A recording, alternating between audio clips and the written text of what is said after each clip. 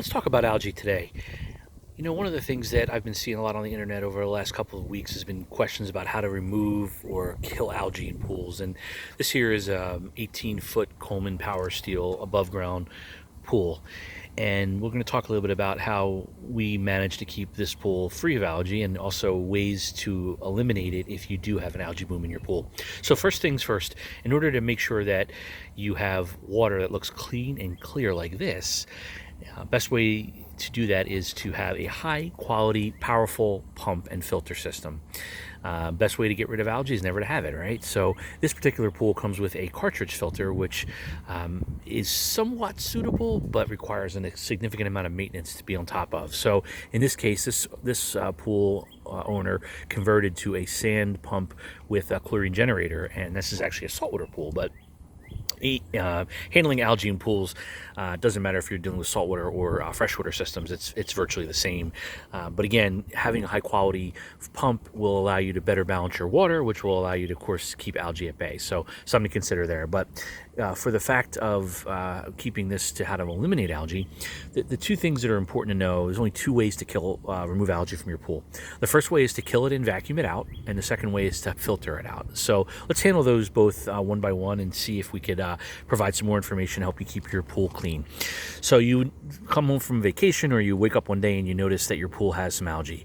So first thing you do is you get online, you figure out what can I do, and obviously everyone's trying to sell you something, so the first thing you're going to see is an algicide for sale.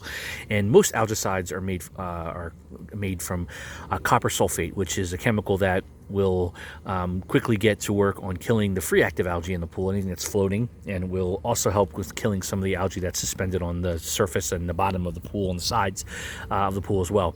So in order to make that algicide work really well, best thing to do is take a high quality brush and brush your side walls, brush the bottom of the pool really well, get that algae moving, get it active in the system and then in your pool, and then throw in that algicide. Put your pump on recirculate. If you have a cartridge pump and filter, remove that cartridge and let that water circulate that algicide throughout the pool for a couple of hours at least. Once that process is complete, turn that pump off and allow that algae to settle to the bottom, and then you're going to need to vacuum that algae out of the pool. So if you don't have a vacuum, you might want to invest in one, or at least get a vacuum attachment for your sand filter, and you can use it to vacuum to waste. So many videos on the internet about how to vacuum the bottom of your pool, but again, if you just add an algicide to your pool, it will not remove the algae. It'll just simply kill it, and killing it is not going to remove it from the pool.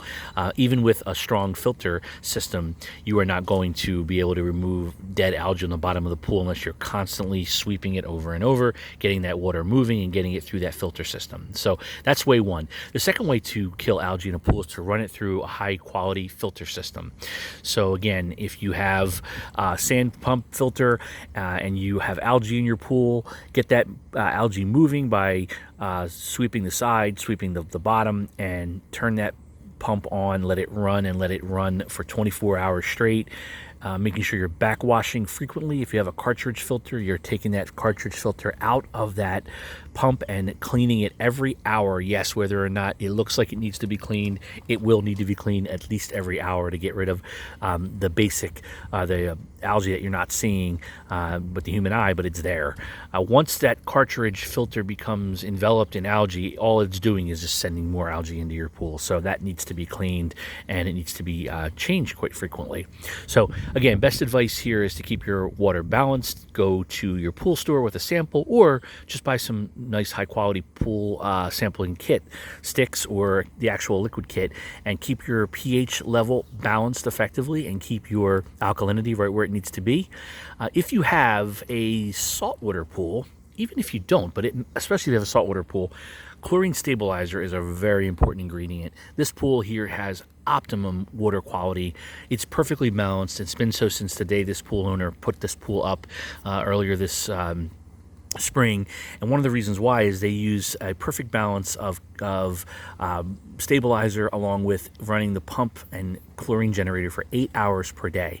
They have perfect water, and it's been dialed in just fine, and you can even kind of look and see how great this water looks. But again, killing algae is not going to eliminate it from your pool. It has to be vacuumed out, and then having a high quality pump and filter are the most important steps. So one final note, many people buy these pools in a box. I think this pool here, 18 by 48, was around $400 when it was purchased. That was pre-pandemic, so obviously inflation, it's probably twice that amount now if you were going to buy it retail. But in any event, if you're budgeting to buy a pool, I would suggest budgeting at least $300 of your budget for buying a sand filter. That is the best investment you can make in your pool. If you get one that's overkill, that's fine. It's going to make your pool season amazing. Spending that extra $300 on a larger pool and keeping a standard generic what comes with it filter, it's going to cause you downtime, and then you are absolutely going to regret it. So best advice, get a sand filter if you can. The second piece of advice would be convert your pool to saltwater. It is such an easy process. It will not rust your frame like you hear, as long as you protect the frame. I have another video on here on my channel talking about how to protect your frame from salt damage. Take a look at that.